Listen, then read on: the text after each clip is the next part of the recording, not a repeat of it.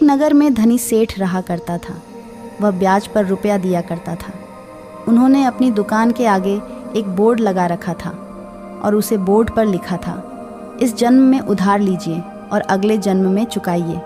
एक दिन की बात है, उस नगर में दो ठग थे। वह दोनों सेठ जी के दुकान के बगल से गुजर रहे थे।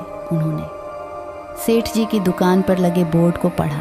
छोटे ठग ने कहा, अरे भाई उधर देख, सेठ जी ने अपनी बोर्ड पर क्या लिखा है, इस जन्म में उधार लीजिए और अगले जन्म में चुकाइए। फिर बड़े ठग कहा, तो फिर चल आज सेठ से ही सौदा करते हैं। फिर वह दोनों सेठ के दुकान के पास गया और सेठ जी से कहा, सेठ जी क्या हमें उधार कुछ रुपया मिल सकता है? सेठ जी ने कहा, हाँ भाई आपको भी मिल जाएगा, बोलो कितना रुपया चाहिए? फिर ठग आदमी ने कहा, ज़्यादा नहीं चाहिए सेठ जी, हमें 200 ही रुपया चाहिए। फिर सेठ जी ने कहा, रुको मैं अभी आपको रुपया देता हूँ। फिर सेठ जी ने 200 रुपया दे दिया। फिर ठग ने कहा, सेठ जी मैं नेक और ईमानदार आदमी हूँ, जल्द ही आपका पैसा वापस लौटा देंगे। फिर सेठ जी ने कहा, नहीं भाई मैं अब यह रुपया अगले जन्म में ही लूँगा।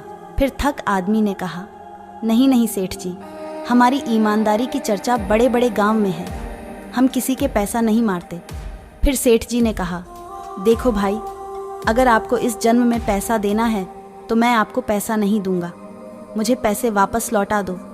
फिर दोनों ठग ने कहा, ठीक है सेठ जी, मैं आपको अगले जन्म में ही रुपया दूंगा।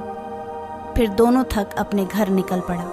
काफ़ी दूर चलने के बाद उन दोनों को ज़ोर से प्यास लग जाती है।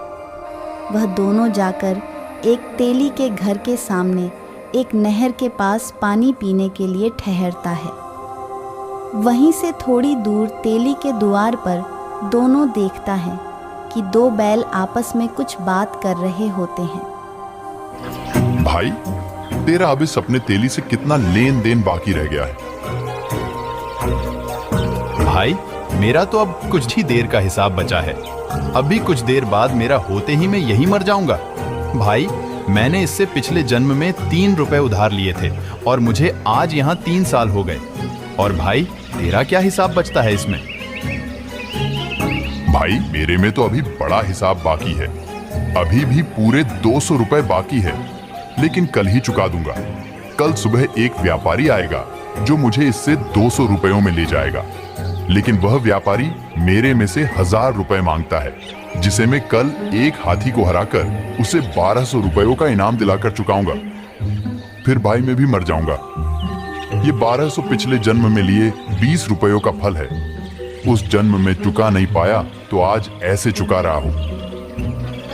वह दोनों आपस में बैल को बात करते देखकर वह दोनों चौंक जाता है और वह दोनों सोचता है कि भला बैल कैसे बोल सकता है। वह दोनों हैरान रह जाते हैं।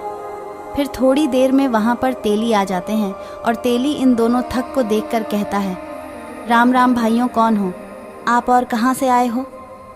ठग कहता है, हम व्यापारी हैं और यह अगले वाली ही गांव मेरा है, पानी पीने के लिए यहाँ रुके थे, अभी मेरा सफ़र भी लंबा है। फिर एक ठग ने कहा, चलो भाई चलते हैं। फिर तेली कहता है, नहीं भाई अब शाम हो गई है, गांव पहुंचने में काफ़ी देर लगेगी, कल सुबह चले जाना, आओ खाना खा लेते हैं। वह दोनों ठग ने वहीं रुकने के लिए हाँ बोल दी, क्योंकि वह दोनों देखना चाहता था कि जो बैल बोला है वह सच होता है या नहीं। फिर सुबह होते ही उन्होंने देखा कि जो डांट में चल रहा था बैल वह वहीं मर गई। यह देखकर ठग और तेली भी चौंक जाते हैं और हैरान हो जाते हैं। तेली सोच रहा था कि बैल बिना बीमारी के कैसे मार सकता है। थोड़ी देर के बाद तेली के पास एक व्यक्ति आते हैं और तेली से कहते हैं,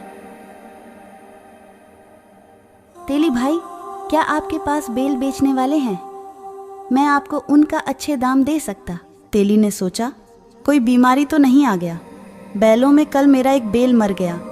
यह सोचकर वह बैल देने के लिए तैयार हो जाते हैं। फिर तेली कहता है, हाँ भाई मैं इस बैल को बेचना चाहता हूँ, मैं पूरे 200 रुपया लूँगा।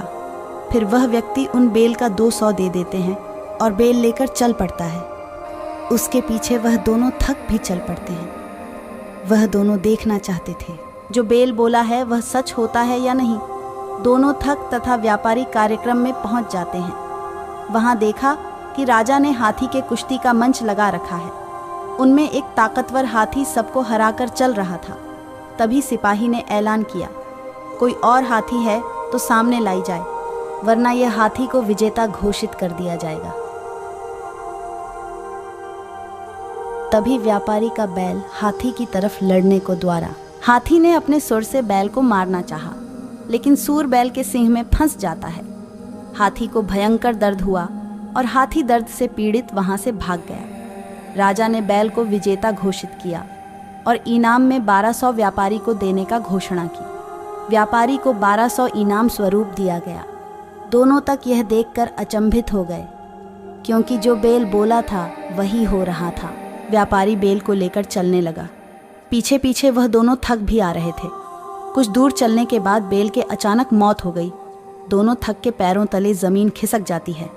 फिर एक थक ने दूसरी थक से कहा, भाई हमारा भी यही होगा क्या? फिर दूसरा ठग कहा, हाँ भाई हमारा सच में यही होगा, चल सेठ को उनका रुपया वापस कर देते हैं। वह दोनों थक उल्टे पैर उस सेठ के पास गया और सेठ जी से कहा, सेठ जी यह लीजिए आपका रुपया, हम इसी जन्म में आपका रुपया चूकता करना चाहते हैं। फिर सेठ जी ने कहा, नहीं भाई मैं तो अब अगले जन्म में ही रुपया लूँगा। सेठ जी पैसा लेने से मना कर देते हैं। ये अनमोल ज्ञान जगत गुरु तत्वदर्शी संत रामपाल जी महाराज के सत्संगों का अंश मात्र है। संपूर्ण आध्यात्मिक ज्ञान के लिए सुनिए संत रामपाल जी महाराज के मंगल प्रवचन।